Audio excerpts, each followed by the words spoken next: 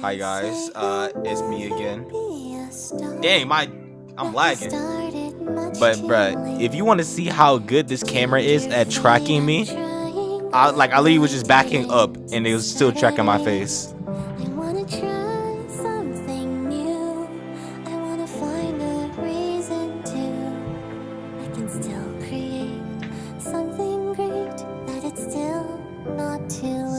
It's kind of crazy how that shit works. But yeah, today we got a Factor CC video. The title of it is the darkest Family Guy episode banned from TV. Damn, I didn't know there was an episode banned from TV. You think I've seen it before? I doubt it. I ain't gonna lie. Depends when it came out. But without further ado, I'm gonna stop wasting y'all beautiful people time. And let's get right into this. Okay. I'm gonna change it up. I'm not gonna put like full cam, on my screen, and then have me in a little corner. I'm gonna do this one. This one. Just for today. I just want to see how it goes. But yeah, let's just. I think she like sit over here. Yep, sitting over here. Obviously, like the video. Obviously, this video is gonna be linked, in the description. So please check it out. Give him some love, please. Alright, without further ado, let's get into this. In the early 2000s, a literal cartoon war broke out. Writers of The Simpsons, South Park, King of the Hill, and Ren and Stimpy were all attacking Seth MacFarlane's Family Guy. Damn!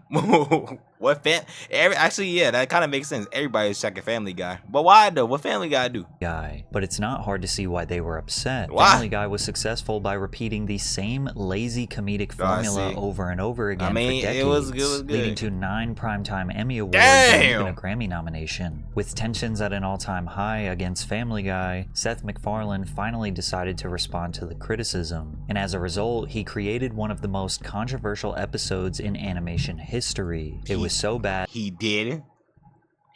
So he was trying to get back at these people, and then it backfired on him. That the Fox network refused to air it on live TV, and many lost respect for Seth MacFarlane. I want to see the episode if it's that bad. South Park. They can go to hell. Seth MacFarlane had a dark sense of humor, and he wanted to push the boundaries in the animation industry. As a kid, he was obsessed with cartoons like the Flintstones and Woody Woodpecker. He would spend hours drawing and studying these classic animated shows. By the time he was 9, he was already publishing a weekly comic strip for his local newspaper. But this is him?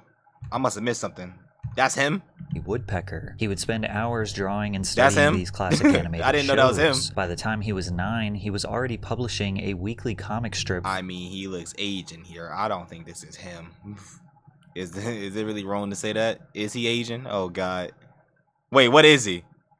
I thought he was a Caucasian man. I don't know. Someone please tell me in the comment section. Maybe I'm just stupid. For his local newspaper. But unlike other aspiring animators who were writing kid-friendly cartoons, MacFarlane's humor was intentionally offensive. He wasn't interested in heartwarming stories. He wanted to stir the pot with edgy jokes. Did he get in any trouble for his drawing? Yeah. What kind of stuff? He was the cartoonist for the school paper, and the character in his cartoon is taking communion. The comment underneath said, "Could I have fries with that, please?" And Seth can still remember how a local priest reacted to that cartoon. Dear Seth, shame on you for insulting the Almighty God and those who love him. After studying animation at the Rhode Island School of Design, it was that bad, I see, goddamn. MacFarlane caught the attention of Hanna-Barbera Productions with his thesis film, Life of Larry. Is it too much for a kid to just call his parents if he's going to be out late? Oh my God, yeah, it definitely sounds like his voice, but it sounds like a Peter Griffin voice right there. And, bro, Seth MacFarlane does too many fucking voices, though. I mean, especially in a city like this, it ain't safe, Lois? I mean, even in this apartment. I mean, some nut in his underpants could just walk in off the street, bang on the door, and demand God knows what. You guys have any Cheez-Its? Honey, I think we should move. During his time at Hanna-Barbera, he helped write and animate legendary cartoons like Johnny Bravo and Dexter's Laboratory. And while most animators work behind the scenes for years before ever getting the opportunity to share their own projects, MacFarlane just kind of skipped the line. He pitched a crude, low-budget cartoon about a dysfunctional family featuring an alcoholic dad, a talking dog, and a violent baby to various networks, and Fox took a gamble on him. In 1999, Family Guy was born, making Seth MacFarlane the youngest showrunner in television history. But what nobody knew at the time was that this show would go on to change the animation landscape and make They took a chance on my boy, but they didn't you know, Adult Swim and them pick it up too? Or was that like a little later after it became successful? With one of the most hated men in the industry. Over the years, Family Guy has been called many things, from iconic to offensive, but if there's one word that keeps coming up, it's lazy. I enjoy Family Guy because it's something you can watch and laugh at without thinking. Especially nowadays, bro. People do not fuck with Family Guy nowadays, which is you know, don't blame them. Don't blame them. Formula, and that formula is easy to digest and laugh at without needing to pay attention. It's a good background show, something to listen to when doing something else. If you're going to expect a story, don't try to expect it from Family Guy. That's missing the point. Much of the criticism towards Family Guy is that the show has a repetitive formula, and once you see it, you can't unsee it. A large amount of the episodes are basically Peter does something stupid, Brian and Stewie go on some weird side quest, Meg gets bullied for no reason, and every few minutes they put in a random cutaway gag that has absolutely nothing to do with the story. I thought I could deal. But these cutaways are hilarious, bro. What you mean? I know people are gonna hate me for that, but like it's true. It's also, it can be funny, bro. It depends on like what they like what it is. I ain't gonna lie. I would be blind at first, but I don't know. I haven't felt this out of place since that week I lived with Superman. We must stop Lex Luthor before he irradiates the world's supply of gold. Hi, sorry. I know you got a meeting going on, but we are officially running low on Mr. Pibb and Cheez-Its. Just putting it out there. Mr. If you Pibb head to the store and later, Cheez-Its. 800-mile drive for me, like 5 seconds for you. Critics believe Family Guy doesn't rely on good storytelling or deep character arcs, and instead fires off quick, easy, and I just realized I don't have my glasses on. Some miss, but it doesn't really matter because the show is all good, bruh. Put them glasses back on. Hell yeah, brother. I don't know. Do I really want to put these glasses on, bruh? Like, do I always want to keep these on all the time? Like, let's just have a video with me without the glasses, bro. I don't need the glasses, bro. Not all the time. Show moves so fast that nobody is that has a time to bat? care. Oh my god, that's a dumb way to fucking get rid of a bat. You swing at it with a fucking tennis racket. That's not gonna get rid of the bat. Family Guy's cutaway gags used to enhance the quality of the overall episode, making the show's style unique. But over time, they stopped being objectively funny and became random for the sake of being random. Peter, when did you become so polite? Oh, I've been hanging out with Caillou's beta dad. In fact, I'm meeting him at the park to eat unsalted saltines on the swings. Yeah, that is random. Like you're wearing what Rachel Maddow would wear to a pumpkin patch. As the years went on, many thought that the show was using these gags as a way to fill up their time slot and maybe make up for poor writing. We know for sure this is how The Simpsons creator Matt Groening felt, because he did not shy away from blatantly making fun of Family Guy in front of their crazy. This is crazy. Millions of viewers. At the start of 1999, Family Guy made its debut on Fox. Damn, 1999. Why am I saying damn? I'm sorry if he was born or born during or before 1999. I just made you feel old. My bad, bruh. I didn't mean it. But yeah, that was 25 years ago though. God damn. It's kind of 25, 26, one of those. That was kind of not a long ass time. Oh my god, I did it again. I'm an idiot. Simpsons was already on its 11th season. Damn! Immediately, when did The Simpsons come out? The 11th season is kind of crazy. The two shows were competing for viewers on the same network, with Family Guy pulling similar numbers to The Simpsons. Oh wow. The Simpsons officially ignited the beef in the episode Treehouse of Horror. In the episode, Homer discovers how to clone himself, but his attempts were not perfect. Some of the clones came out looking off. As the camera pans across the field of cloned Homers, one of them looks like Peter Griffin. Yeah. Seth MacFarlane realized that this was Groening accusing Peter Griffin of being a copy of Homer Simpson, and that accusation is not too far from the truth. The Simpsons pioneered adult animation in the mainstream, proving that animated shows could appeal to more than just kids and can oftentimes be edgy and controversial. Indeed. And the genius behind the show was Matt Groening. Unlike Seth MacFarlane, he did a good job, but Simpsons was good. I ain't gonna lie, especially like the earlier seasons. Oh my god. And who had a degree in animation, Matt Groening was just a self-taught hobbyist trying to make ends meet with his cartoons. Indeed. In the late 70s, he was living living in Los Angeles, barely scraping by, drawing and selling his own self-published magazine called Life in Hell. After his cartoon got the attention of Hollywood producer James Brooks, who produced talk shows and small TV shows, he asked Groening to make short animated skits for the Tracy Ullman Show, which resulted in Groening creating a batch of characters for these segments called The Simpsons. Here we have Bart Simpson, the young lad who captured the notorious candy store bandit. Look at this old animation. It's kind of scary. Oh my god, like look at this. That's kind of scary. It's okay though. It was the first episode. The way they move their mouths is just scary. Jumping up and down. What started out as shorts on a sketch comedy show in 1987 quickly turned into a full-length series by 1989, and from the moment it premiered, it was an instant cultural sensation. The Simpsons wasn't just another cartoon, it was the cartoon. The show took the classic family sitcom formula seen in popular shows like The Cosby Show and flipped it on its head. Instead of a picture-perfect suburban family, you had Homer, who is a beer-drinking, insane father that often physically abuses his son. Marge is a tired mother constantly trying to hold the family together. Bart is a preteen-aged menace that lives to cause chaos. Lisa is a misunderstood genius in oh my god, The Simpsons, the whole story. Crazy. A messed up family, and Maggie is a baby who doesn't talk too much but has a lot of personality. Doesn't talk at all. Not to mention the people of Springfield. You know what she's saying. With seemingly an endless list of side characters that fans would slowly get to know over the years, such as Ned Flanders, Krusty the Clown, Sideshow Bob, Snake, Professor Frank, and so many others. What made The Simpsons revolutionary was how it could go from making fun of politics and pop culture to having genuine interactions that made the characters feel real. But these weren't just wacky cartoon characters, they represented people that you knew in your real life. It wasn't just about gag humor, it was about telling great stories that happened. Is that one episode? Give me the bats. He was like, give me the bats. Give me the bats. Give me the bat. Your real life. I don't know what was it wasn't just wrong about with that gag episode. humor. It was about telling great stories that happened to be hilarious. Like, what is and Bud talking about? By the early 90s, The Simpsons was the most watched show on television, with viewership peaking at 15 to 20 million viewers per episode. Family Guy, on the other hand, was canceled twice in its first 3 seasons. Probably canceled because twice. Many people felt it was the inferior copy of The Simpsons. However, they came back stronger than ever due to massive DVD sales and high ratings on reruns. The senior vice president of Fox Home Entertainment said, Family Guy had proved an unexpected success on DVD as well. The first boxed set of episodes has sold 1.55 million.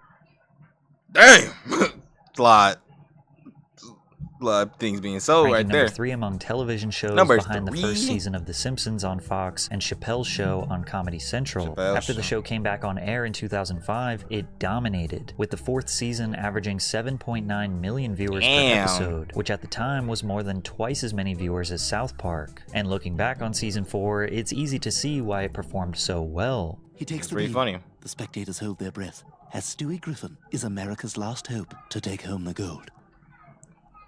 Oh, did you see that, Mitch? I sure did, Kathy. That was impressive. Season 4 is called by some peak Family Guy. It was paced well, funny, and just the right amount of offensive. The cutaways were tasteful, adding to the chaos without taking away from the story. And during Family Guy's resurgence in popularity, The Simpsons writers decided it was the perfect time to diss them once again. In season 17, episode 8 of the... I ain't know about all these diss. The darkest... What about the darkest episode, bro? We get in there? Is this all leading up to there? Simpsons, 2 Italian police officers are flipping through a book of known criminals. As they skip through the mugshots, you can see a picture of Peter Griffin with the crime of plagiarismo, which means plagiarism in Italian. The diss could not be more clear, again claiming that Family Guy is stealing the premise of The Simpsons. They also threw a bonus jab in at American Dad, which is Seth MacFarlane's other show, essentially saying they are a copy of a copy. And while these jabs feel like The Simpsons play fighting with Family Guy, South Park came out of nowhere and dropped an absolute bomb on them. A diss that was so brutal that multiple writers in the animation industry personally thanked them for attacking McFarlane. Damn. Matt Stone and Trey Parker. They hated that nigga so much. I see. School kids from the University of Colorado who couldn't care less about what other people thought of They their hated humor. his ass. They both believed that comedy could be as offensive and brutally honest as possible while also having a great story. In 1992, Matt and Trey met on the set of a student project. To pass time in between takes, they would do voices for each other trying to make the other one laugh, and they instantly became best friends. You do eating sounds? Oh yeah. Comedy Central? That's a cartoon feature in Hispanic. That's a cartoon feature in Hispanic. He's having a good time. Oh no! Oh no!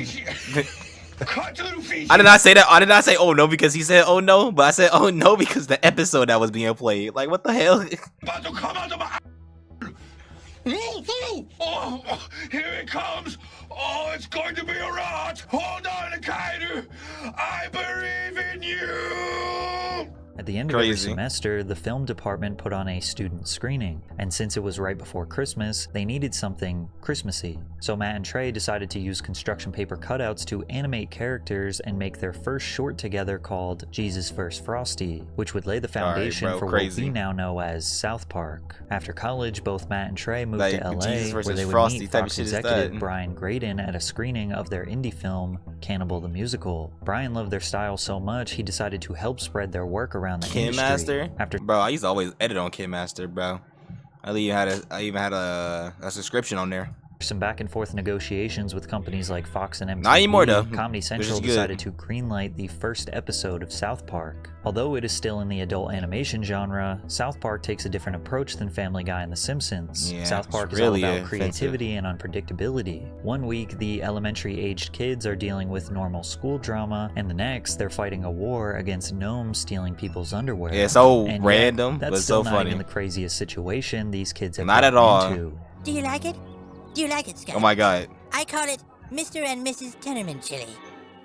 Still fucked up. I'm surprised. Oh my god! Yo, like what? I'm surprised he has not got arrested on multiple accounts. I think there's like an episode of like every crime that Cartman has did, and yeah, I ain't gonna lie, that boy getting more than life.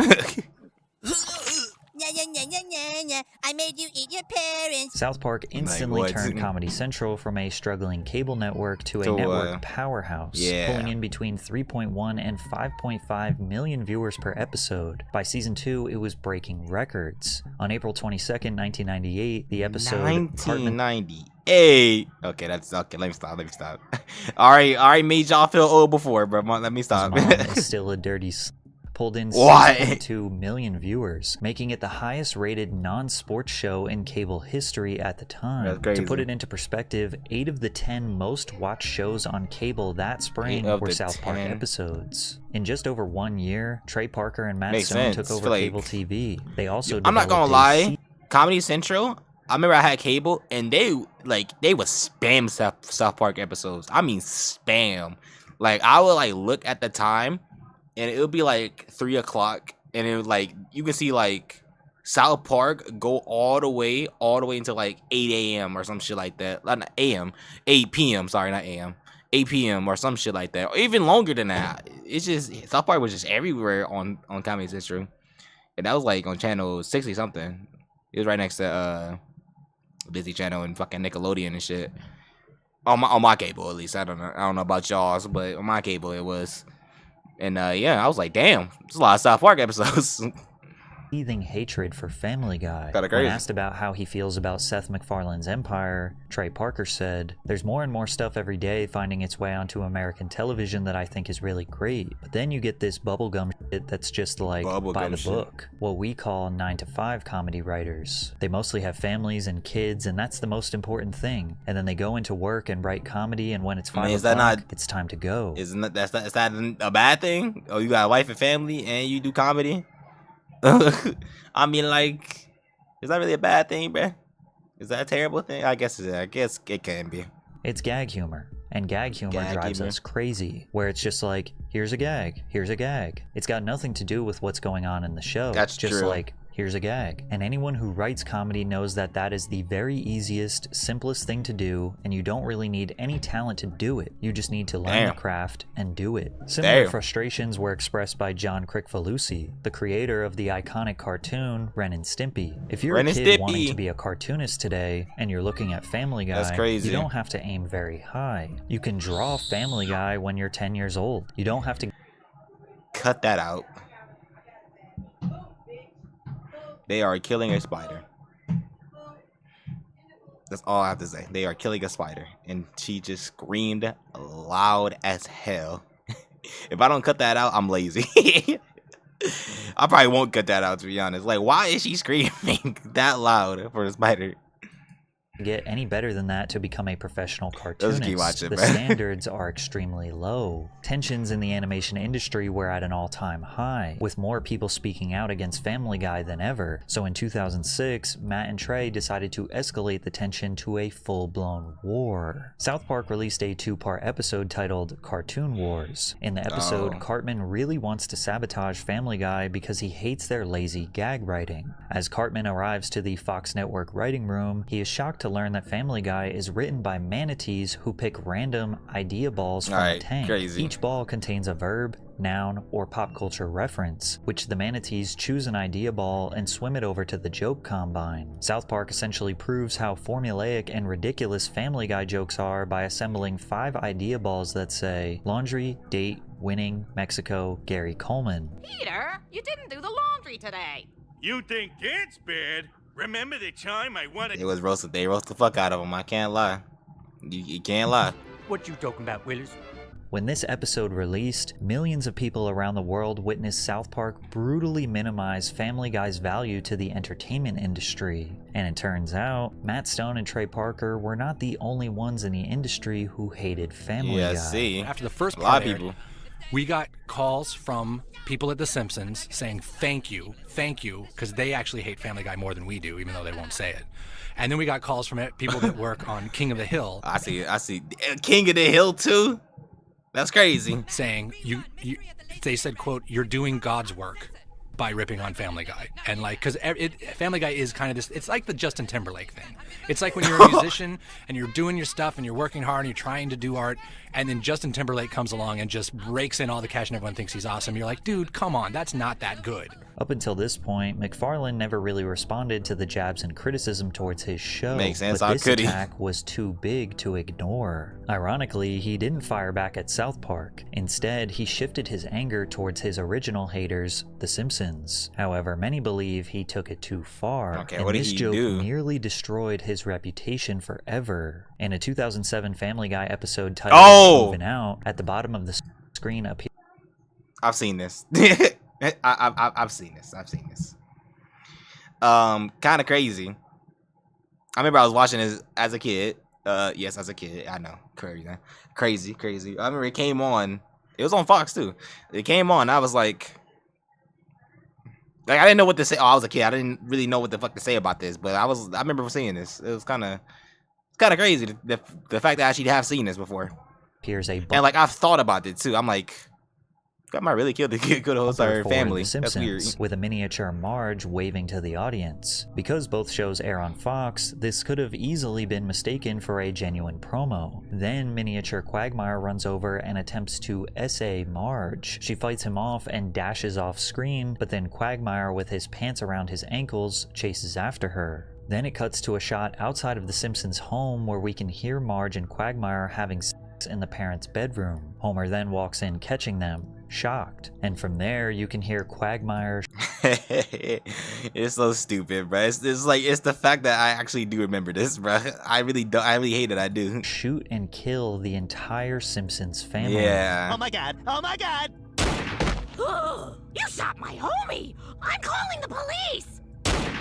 So, Simpsons R-word and murder. Yeah, that got dark real fast. Yeah, it did. This scene was so brutal, it actually never made it to live TV. The only reason we ever got to see this scene was because it was included in the Family Guy DVD box set. Also, whoa, that is cap. I've definitely seen this episode, and I didn't have no DVD.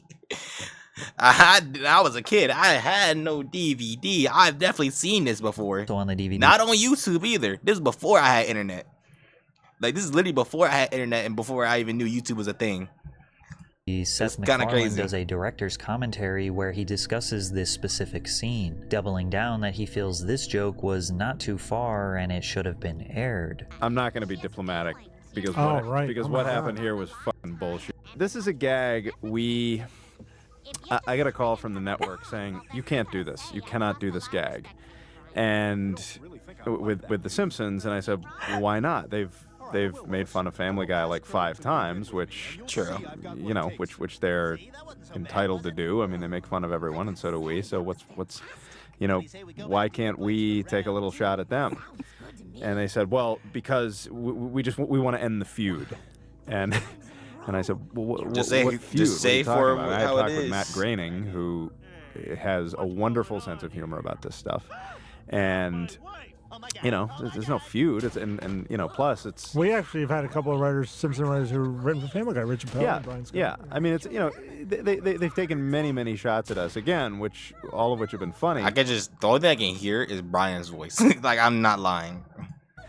And Fox said, "Well, this seems a little personal," and I said, "Well, how could it be any more personal than a picture of Peter Griffin on a wanted poster that says plagiarist?" They made fun of me. Why can't I make fun of them? Seth, you shot a baby. Likely due to the network just wanting the beef to be over, both Family Guy and The Simpsons stopped taking jabs at each other for a while. Allegedly, Matt Groening was upset with Seth for many years after this, and although Seth MacFarlane never apologized for this explosive joke, he has been very honest about his admiration for The Simpsons and Matt Groening. And The Simpsons guys don't like you either, right? That's more of a friendly rivalry. They take shots friendly at us, rivalry. We take shots at them. I mean, he's mad at you. He's a great guy. That's more of that's like what they say.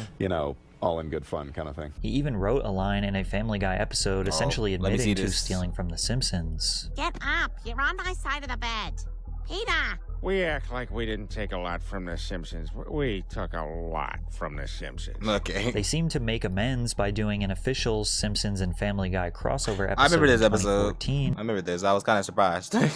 However, there was still a tiny bit of tension behind the scenes. In the end, everyone from both camps loved it, except maybe Seth MacFarlane. The running theme of the episode was that Family Guy stole everything from The Simpsons. They made this point over and over and over and over. Apparently, at some point, Seth told his staff, "Guys, enough." It's clear that Seth MacFarlane does hold The Simpsons in high regard, but he also believes he deserves his respect. After all, Family Guy did win 9 Primetime Emmy Awards and is loved by millions of fans. Gotta show him respect where respect is due, bruh. He may be doing the same joke over and over again, but it did well. You can't fault the guy. Around the world. And it's actually because of this success that the South Park creators are jealous and hold resentment towards him. With Trey Parker saying, "The biggest thing is that you put everything into your show. It's like you've got to die for it. When you're an artist, you've got to say to yourself, this is all that matters. And if it kills me, so be it." And then you have the Family Guy writing staff who come in 9 to 5, write their gags, and go home. But what I absolutely must say to you is that this totally, purely 100% completely comes from a place of jealousy. Damn. Because when we're sitting there in our room, it's... I mean, they kind of sitting like haters, bruh. I ain't gonna lie, this is kind of crazy. It is what it is. 3 in the morning, and we're 12 hours from having to air, and we don't have like a third act, wondering why we do this to ourselves. We're just totally jealous of their job. At the end of the day, these shows are all completely different styles of comedy. Yeah. And whichever one you love the most is just down to personal preference. Indeed. And they all will be considered legendary in the history of adult animation. I mean, true. You speaking, it just start back. Oh, because it's looping. Yeah, I remember. But yeah, that video was great. I'm not gonna lie, Patrick CC did his thing. Give him claps. I really like how my camera just like literally just look at this. Just like I have never had a camera like this before. It's just so cool how wherever I go over here, tracks me.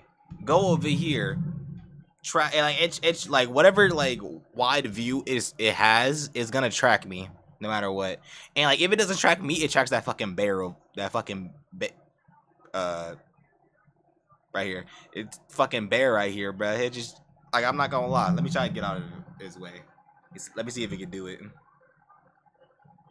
Oh, I can't do it. Nah, don't get camera shy now.